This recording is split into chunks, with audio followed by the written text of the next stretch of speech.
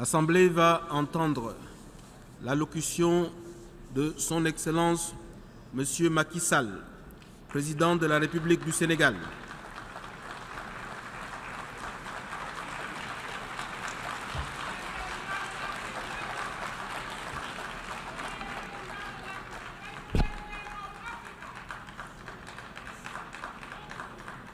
Au nom de l'Assemblée générale, j'ai l'honneur de souhaiter la bienvenue à l'Organisation des Nations Unies à Son Excellence Monsieur Macky Sall, Président de la République du Sénégal, et je l'invite à prendre la parole devant l'Assemblée.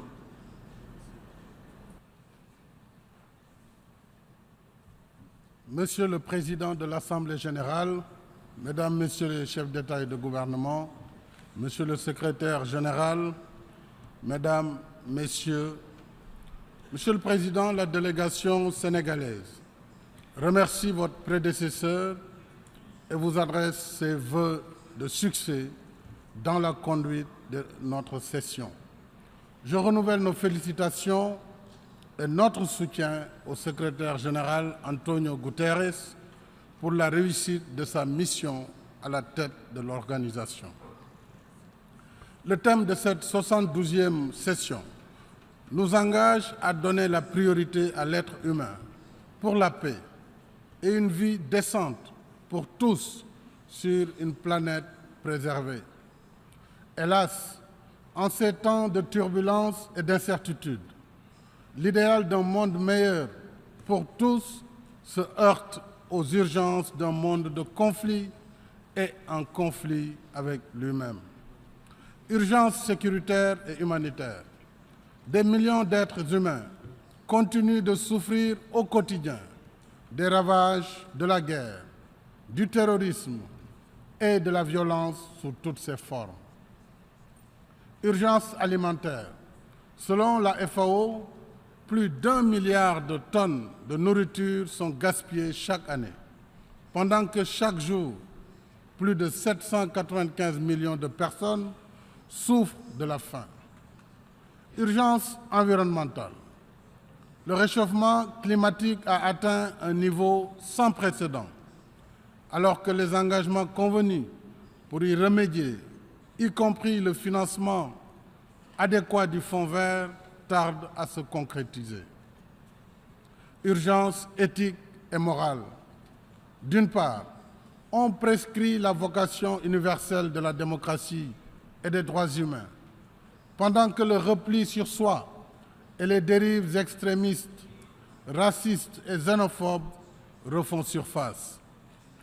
Or, ce sont ces dérives dangereuses, nées de la prétention absurde qu'une race, une civilisation ou une culture serait supérieure aux autres, qui ont inspiré les pires tragédies de l'histoire, notamment l'esclavage, la colonisation, l'Holocauste et l'apartheid. Céder à ces dérives, c'est renoncer aux valeurs fondatrices des nations. C'est oublier que les véritables défis de notre temps se retrouvent ailleurs, comme la lutte contre la menace terroriste.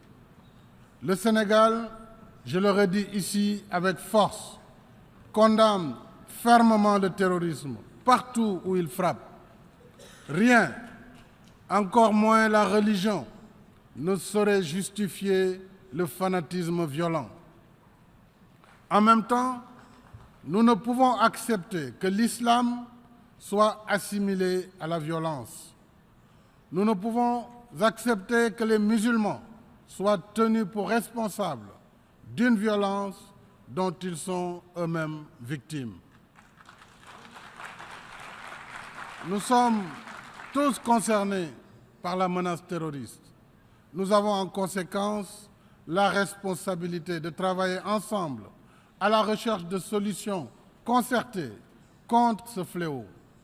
C'est l'objet du Forum international de Dakar sur la paix et la sécurité en Afrique, dont la 4e édition se tiendra les 13 et 14 novembre 2017.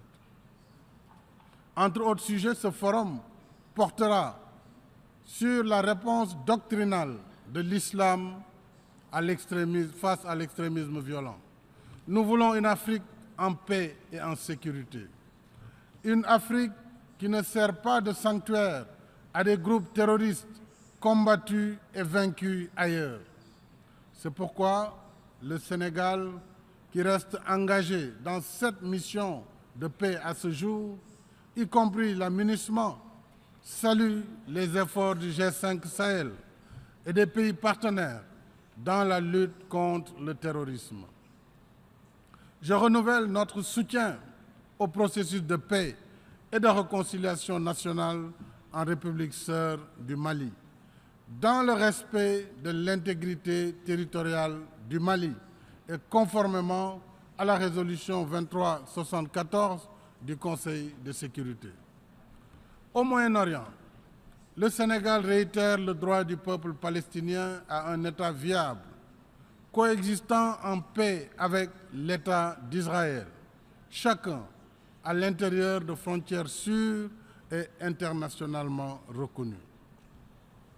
En Birmanie, nous sommes gravement préoccupés par les exactions contre la population musulmane rohingya, parce qu'il ne saurait y avoir une émotion sélective.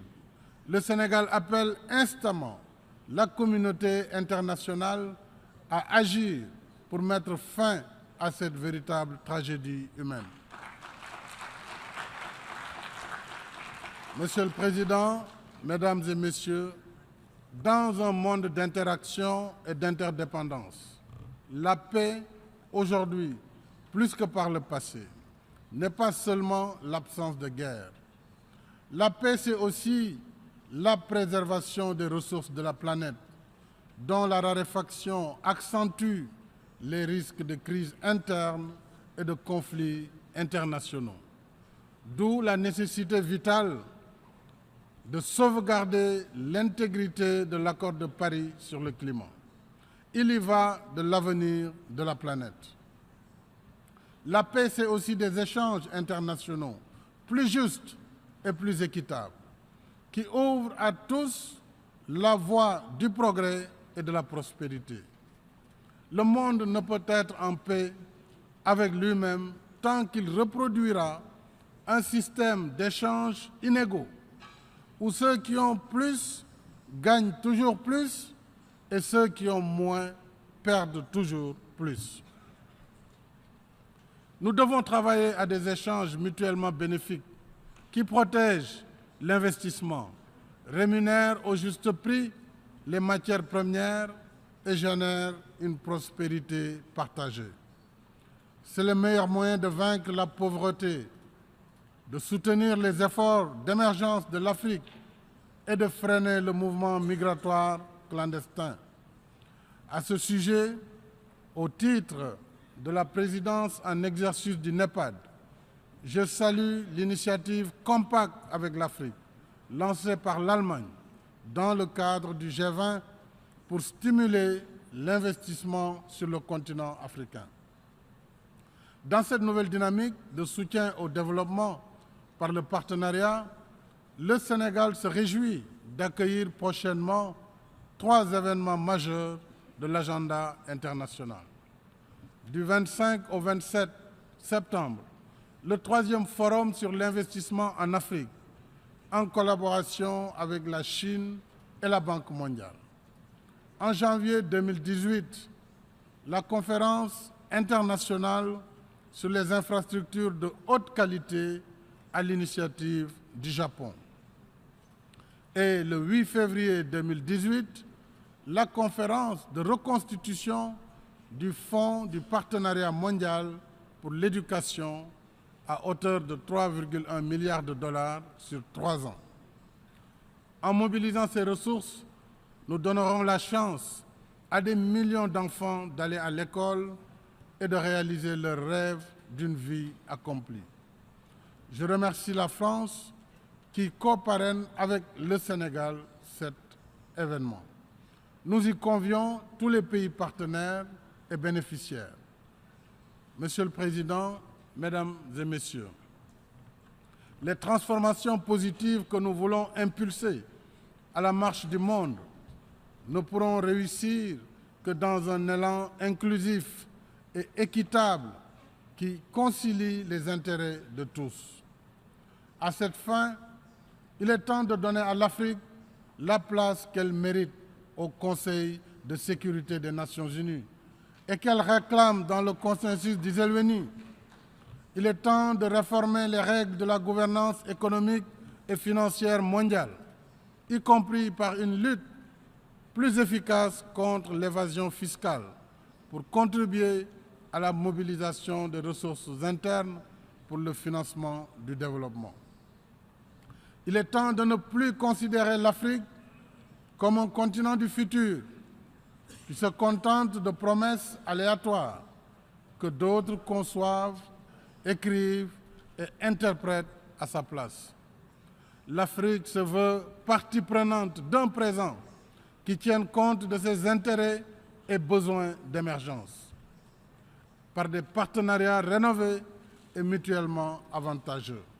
C'est dans cet esprit que le Sénégal continuera de travailler avec tous les pays amis et partenaires au terme de son mandat au Conseil de sécurité dans quelques semaines. En dépit des incertitudes et des difficultés de notre temps, nous devons continuer à avoir foi dans le multilatéralisme. Les générations avant nous ont eu la sagesse de comprendre que l'isolationnisme et l'état de belligérance sont une voie sans issue. Sur les décombres de la guerre, elles ont édifié les fondements de la paix. Mais une paix qui reste toujours une œuvre en construction. Chaque fois que les fondements de cette œuvre vacillent, c'est notre humanité commune qui s'en trouve menacée. La sagesse des anciens commande que nous œuvrions ensemble pour la sauvegarde de la paix au nom de notre humanité commune qui nous rassemble et nous assigne un destin partagé. Je vous remercie de votre aimable attention.